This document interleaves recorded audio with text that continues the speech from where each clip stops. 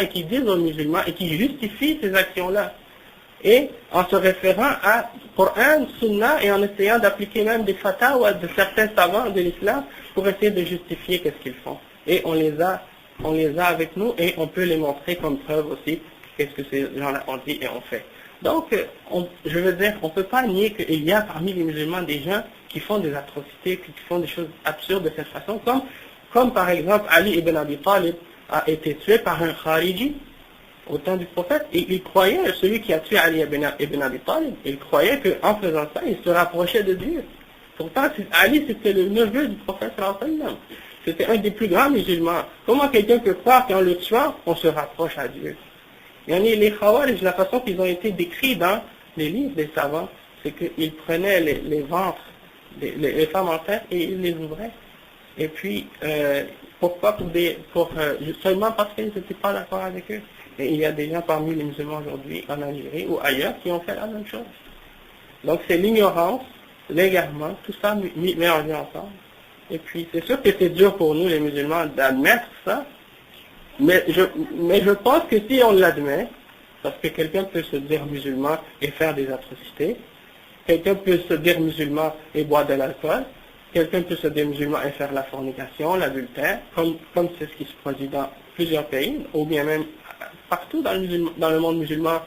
Mais ça ne veut pas dire que le fait que quelqu'un fait un péché, qu'il est automatiquement en dehors de l'islam. Non.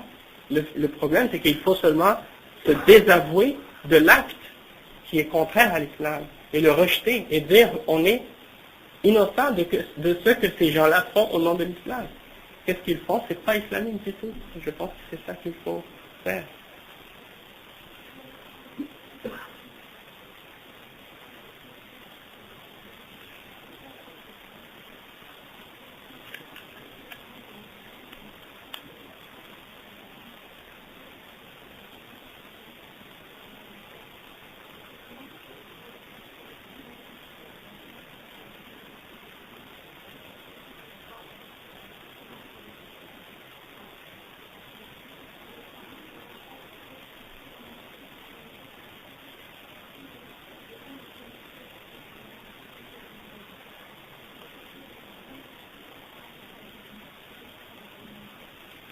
Exactement.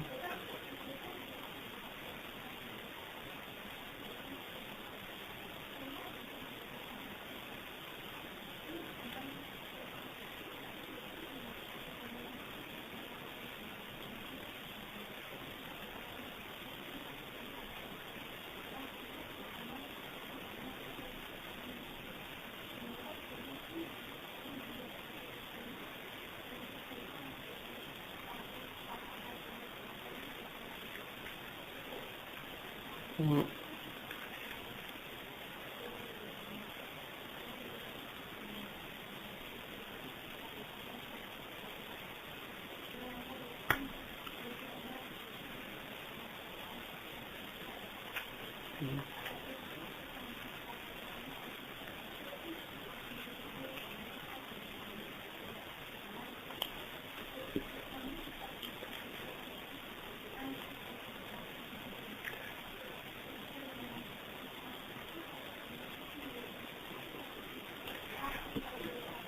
Yani, je comprends votre point de vue, mais de toute façon, comme j'ai dit avant même de répondre, c'est pas tout le monde qui est d'accord avec moi sur mon point de vue. Ça c'est le point de vue que je défends il y a des savants qui l'ont dit et moi, d'après ce que j'ai compris, ce que j'ai lu, c'est le point de vue le plus valable.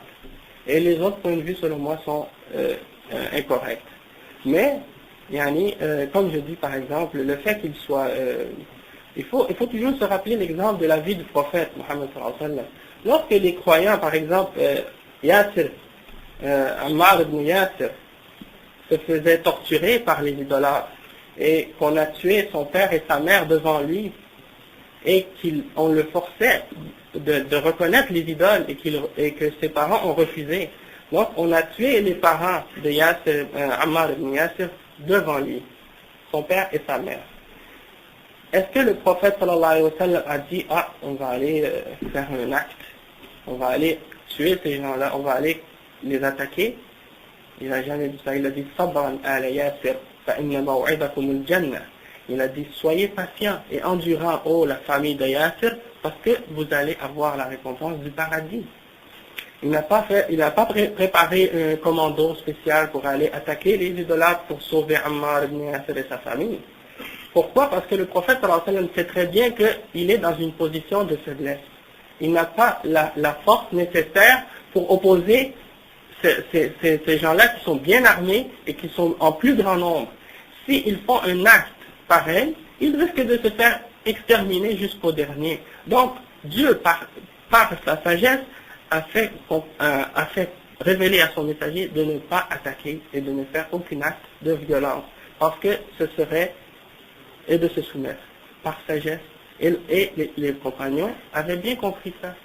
Et lorsque les musulmans ont acquis une force, un pouvoir, à Médine, après qu'ils étaient en grand nombre et qu'ils avaient une force militaire, ils sont allés à la Mecque et ils ont détruit les idoles. Mais pas avant. Donc il ne faut pas sauter les étapes de vouloir faire des actes comme par exemple en Palestine. Lorsque un Palestinien se fait sauter au centre-ville de Tel Aviv ou ailleurs, eh bien, le lendemain, les Israéliens vont dans toutes les maisons, dans tous les quartiers, et détruisent des quartiers entiers, et ils attrapent les gens qu'ils soupçonnent, et ils les exterminent. Et donc, tous les efforts qui ont été faits par ces gens-là, ils sont détruits en une journée ou deux. Donc, est-ce que ça c'est de la sagesse? Est-ce que ça c'est de la logique? Est-ce que ça c'est de la raison?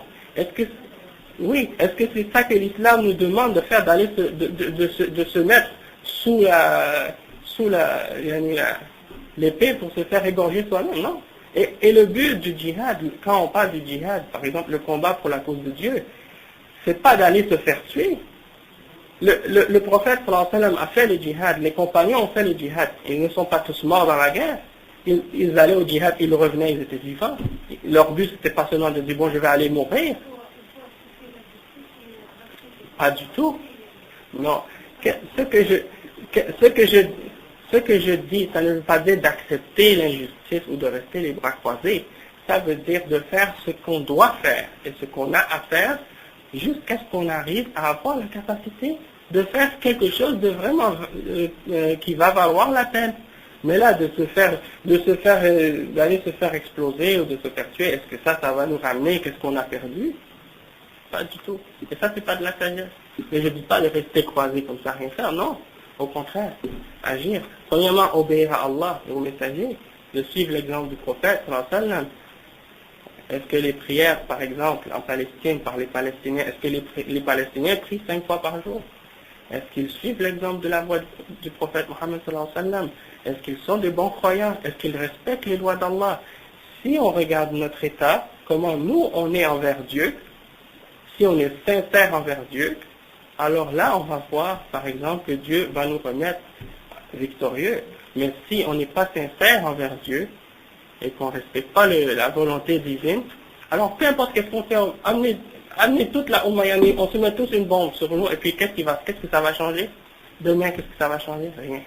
On va tous être morts et puis le Qiyamah va venir, le jugement dernier va arriver, c'est tout. Oui. Ouais.